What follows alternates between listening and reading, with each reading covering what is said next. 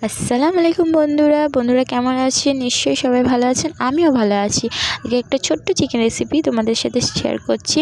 Chicken lover যারা আছে please একবার এটা ট্রাই করে দেখবেন, ঘরোয়া স্টাইলে খুবই সুস্বাদু আর খুবই টেস্টি খেতে। প্রথমে কড়ার মধ্যে গরম মশলা গোটা, তারপর 1 চামচ চিনি, পেঁয়াজ আর দেওয়ার পরে চিকেনগুলো দিয়ে নুন দিয়ে ভালোভাবে নেড়ে ছেড়ে নিচ্ছি। লাল হয়ে যাওয়ার পরে সাইডে একটা ছোট্ট পেস্ট করে নেব। কিছুটা আদা, কিছুটা রসুন, টমেটো, কাঁচা লঙ্কা, ধনেপাতা, কাজু পানি দিয়ে ব্লেন্ড করে নেব। করা হয়ে যাওয়ার পরে চিকেনটা দেখুন লাল লাল হয়ে করে ভাজা হয়ে গেছে। আমি ওর মধ্যে পেস্টটা সব দিয়ে পরে ভালোভাবে কষিয়ে নেব। কষানোর পরে 1 চামচ ধনের গুঁড়ো, 1 চামচ জিরের গুঁড়ো, 1 চামচ হলুদ গুঁড়ো, 1 চামচ লঙ্কা গুঁড়ো দেওয়ার পরে ভালোভাবে কষিয়ে নেব।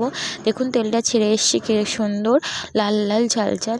কাদের চিকেন খেতে ভালো লাগে প্লিজ আমার মতন আছেন তারা প্লিজ কমেন্টে জানাবেন।